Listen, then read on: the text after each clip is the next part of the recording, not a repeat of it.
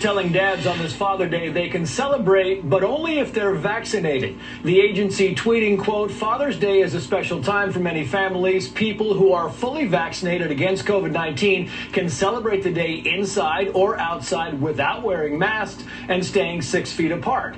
And tonight, mounting criticism after the Biden administration announces it is investing billions of dollars to develop antiviral treatments for coronavirus. It comes 6 months after health experts told Congress we already have medications that help fight it.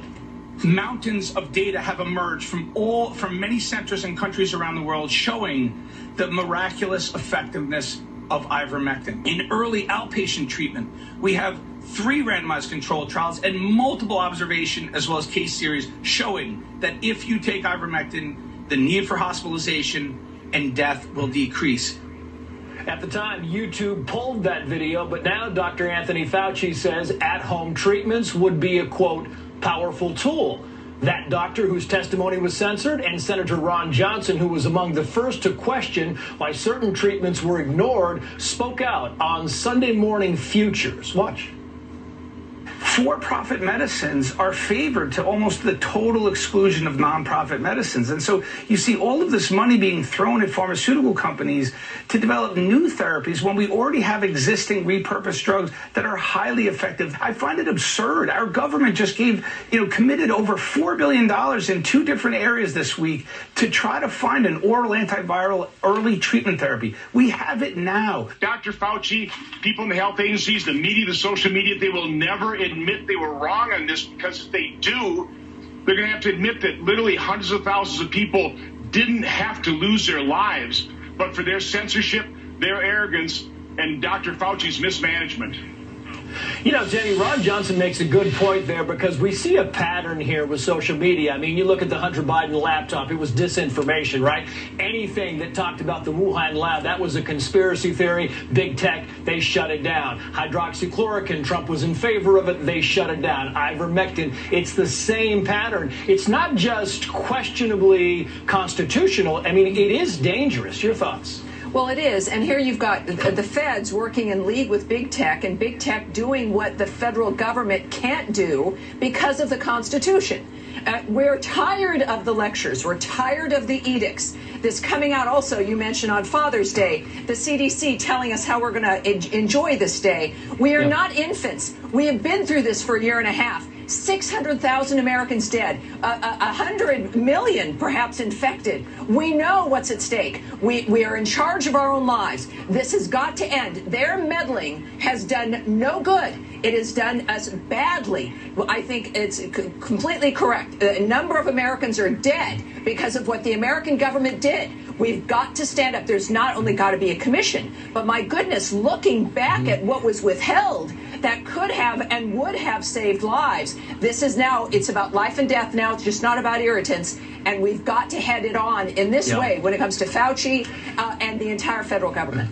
And it would be fascinating to find out the numbers of who did not get hydroxychloroquine, who needed it and died, and who did not get ivermectin and needed it and was shut down because of big media. Moving on here, Leo, you know, it doesn't seem to me, and it doesn't seem to the medical establishment that Joe Biden is going to make his goal, right? This 70% vaccination rate by the 4th of July. And you kind of see the headlines there that it doesn't look like he's going to make that. And so now the president has kind of gone into full court press mode. Listen to him and I'll get your reaction, Leo, on the other side. The new variant will leave unvaccinated people even more vulnerable than they are a month ago. This is a serious concern, especially because of what experts are calling the Delta variant. It's a variant that is more easily transmissible, potentially deadlier, and particularly dangerous for young people. So it's a get the vaccine or else kind of scenario, Leo.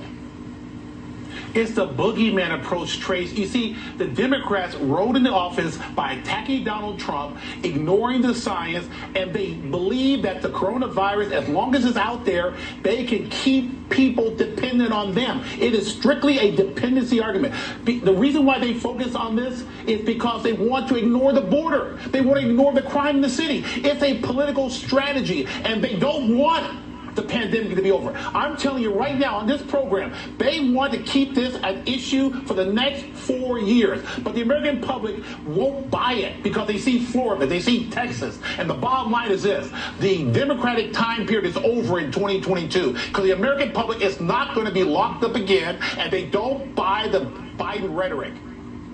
It's interesting, Lisa, because, you know, we talked about earlier the Wuhan, the lab leak theory, right? Just 3 or 4 weeks ago, you couldn't say it. Oh, no, you could not say that. And now you have the National Security Advisor, Jake Sullivan, coming out, and he's saying, listen, that they will not threaten China for access to COVID-19 to investigate the origins of the virus. Listen to him, and we'll get your response. Sure. We are not at this point going to issue threats or ultimatums. What we're going to do is continue to rally support in the international community. And if it turns out that China refuses to live up to its international obligations, we will have to consider our responses at that point. Got to believe the President Xi is shaking in his boots now, Lisa. Your thoughts? Well, look, we know that China wanted Joe Biden to win. At one point when it looked like President Trump was going to win, China's currency took a nosedive. So we're not going to get to the bottom of this because the administration doesn't have the stomach, nor do they have the will. And also, I've said this before, but it's too late because we had the media, we had big tech, and we had the left lie about the origins of the coronavirus, actively suppress that information, call anyone that raised it a conspiracy theorist, and now it's too late because we gave China ample time to destroy any shred of evidence that would have indicted the Wuhan lab. And I keep asking myself, what other critical information was suppressed by the left, suppressed by the media, you know, suppressed by big tech that could have saved lives, as we're talking about ivermectin, hydroxychloroquine? And what would this story be different about the way America has handled the coronavirus if we had allowed for free speech in America? I mean, even looking early on in the pandemic, it was mostly lockdown voices, mostly lockdown doctors and scientists that were allowed on TV. Would the economy have reopened earlier if we allowed for people like Dr. Ioannidis to be on the television, reported in the media, to have conversations with people like him? So what would the story have looked like if we as a society had actually allowed for free speech in America? And I can just kind of piggyback on top of that, Tammy. What if President Trump said he was going to put $3.2 billion, which Joe Biden is going to do right now, into these antiviral development, medications developed for that? Would it have been the same reaction? You're like, oh, yeah, let's get it. They'd have said, no, anything that comes out of that, we're not going to buy. Well, that was the core of the problem, is people not wanting to be associated with Donald Trump. That it wasn't about lives. As a matter of fact, people would be collateral damage. That would be fine as long as you weren't agreeing with Donald Trump. This is the height of craven. I don't use the word evil very often, but my goodness. I mean, this is what we're dealing with here. And by the way, if we had more freedom of speech, and to Lisa's point, I think mental health issues would have been better. I think there would have been less suicide. There would have been more optimism. Those lives would have been saved as well. And the mental health of young people would have been saved as well. Huge problem here that must be addressed. We can't let it go. Leo, 20 seconds to wrap us up.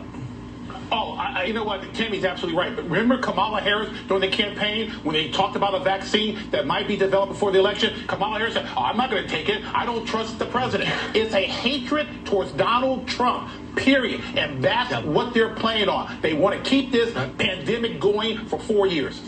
And then she immediately got the vaccine. Yeah, Kamala Harris and Joe Biden both questioned the vaccine as well. Awesome. Meantime,